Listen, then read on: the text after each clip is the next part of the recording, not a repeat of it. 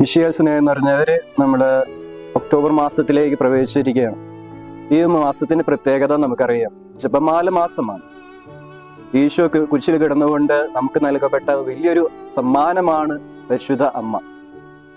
പരിശുദ്ധ അമ്മയെ കുറിച്ച് അനുസ്മരിക്കുമ്പോൾ ദൈവം തന്നിരിക്കുന്ന ഏറ്റവും വലിയൊരു ആയുധമാണ് ഈ ജപമാല.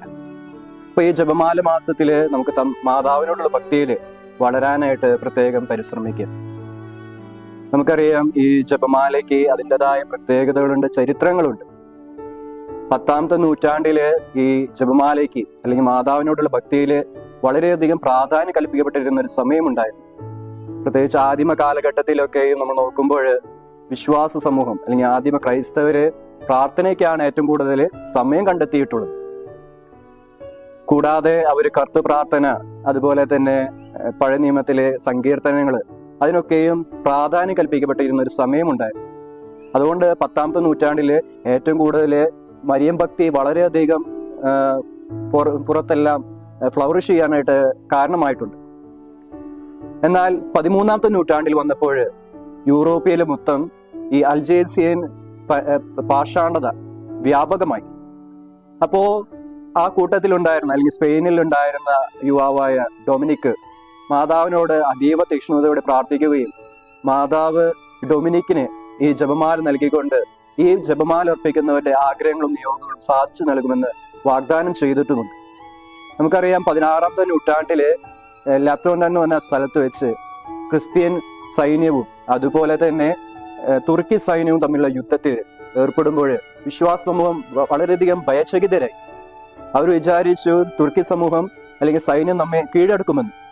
ആ സമയത്ത് മാർപ്പാപ്പയും മെത്രാന്മാരും വൈദികരും വിശ്വാസമൂലം ഒന്നു ചേർന്ന് മാതാവിനോട് പ്രാർത്ഥിക്കുകയും ആ യുദ്ധത്തിലെ ക്രിസ്ത്യൻ സൈന്യം വളരെയധികം ശക്തമായിട്ട് വിജയിക്കുകയും ചെയ്തു. ഇപ്പൊ ഈ ജപമാലയ്ക്ക് അതിൻ്റെതായ പ്രത്യേകതയും അതിൻ്റെതായ സംരക്ഷണവും മാതാവ് നമുക്ക് നൽകുന്നുണ്ട്. അപ്പൊ മാതാവിനുള്ള ഭക്തിയിൽ നമുക്ക് ഈ ഒരു മാസം വളരാനായിട്ട് പ്രത്യേകം ശ്രദ്ധിക്കാം. ഒരിക്കല് ഒരു പോലീസ് മദർ തെരേസയോട് ചോദിക്കുകയുണ്ടായി, മദർ തെരേസയുടെ കയ്യിൽ ഏതെങ്കിലും വിധത്തിലുള്ള ആയുധങ്ങളുണ്ട്? അപ്പൊ മദർ തെരേസ പറഞ്ഞതും ഇത് തന്നെയാണ്, എനിക്കൊരു ആയുധമുണ്ട്, അതിന്റെ പേരാണ് ജപമാല. സ്നേഹമുള്ളവരെ, ഈ ഒരു മാസത്തില് നമ്മൾ ഈ ജപമാലയുടെ മണികളിലൂടെ കടന്നു പോകുമ്പോൾ നമ്മൾ ഓർക്കണം, നമ്മുടെ പെറ്റമ്മയിലൂടെ നമുക്ക് നൽകപ്പെട്ട ഒരു ആയുധമാണ് ഈ ജപമാല. എന്നാല് കാലാന്തരത്തില് ബാല്യത്തിൽ നിന്ന് യൗവനത്തിലേക്ക് പോകുമ്പോൾ അതൊരു ആഭരണമാക്കി നമ്മൾ മാറ്റുന്നു. എന്നാൽ യുവത്വത്തിൽ വരുമ്പോഴോ അത് വഴികാട്ടിയായിട്ട് മാറുകയും ചെയ്യുന്നു. വാർദ്ധക്യത്തിൽ വരുമ്പോൾ അതൊരു ബലവും അതൊരു കരുത്തുമായിട്ട് മാറുന്നു. അപ്പോൾ ഈ ജപമാലയ്ക്ക് അതിൻ്റെതായ പ്രത്യേകത അതിൽ നിന്ന് വ്യക്തമാണ്. ഈ ജപമാല പ്രാർത്ഥനകളുടെ ഭക്തിസാന്ദ്രമായ ഈ മാസം മാതാവിന്റെ രഹസ്യങ്ങളോടായിട്ട് നമുക്ക് ധ്യാനിക്കാനായിട്ട് നമുക്ക് പരിശ്രമിക്കാം. ക്രിസ്ത്യാനികളുടെ ഏറ്റവും വലിയൊരു ആയുധം പറയുന്നതും ഈ ഒരു ജപമാല തന്നെയാണ്. അപ്പൊ ജപമാലയുടെ ഭക്തിയിൽ വളർന്ന് ശക്തി പ്രാപിക്കാനായിട്ട് നമുക്ക് പരിശ്രമിക്കാം. അതിൻ്റെ എല്ലാവരും സമൃദ്ധമായി അനുഗ്രഹിക്കട്ടെ. എൻ്റെ സ്വർഗജാലകം എന്നും അമ്മേ നീയല്ലോ, എൻ്റെ സ്നേഹനീരുറവ എന്നും അമ്മേ നീയല്ലോ, എൻ്റെ സ്നേഹശ്വാസമാകു അമ്മേ മാതാവേ, എൻ്റെ ജീവതാളമാകു അമ്മേ മാതാവേ, എൻ്റെ സ്നേഹശ്വാസമാകു അമ്മേ മാതാവേ, എൻ്റെ ജീവതാളമാകു അമ്മേ മാതാവേ.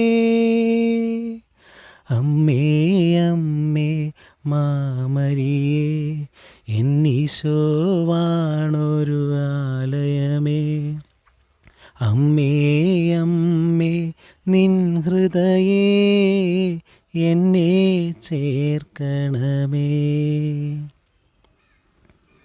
ജപമാല കയ്യിലെടുക്കും ഞാനമ്മ തൻ കയ്യിൽ പിടിക്കും.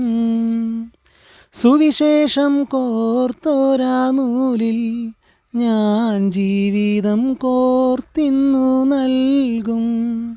മുത്തുകളെണ്ണി പ്രാർത്ഥിക്കും ഞാൻ, അമ്മ തൻ മുത്തായി മാറും.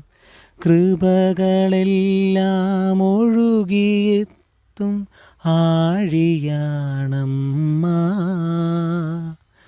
സുഹൃതമെല്ലാം കോർത്തുവെച്ച മാലയാണമ്മ. കൃപകളെല്ലാം ഒഴുകിയെത്തും ആഴിയാണമ്മ. സുഹൃതമെല്ലാം കോർത്തുവെച്ച മാലയാണമ്മ.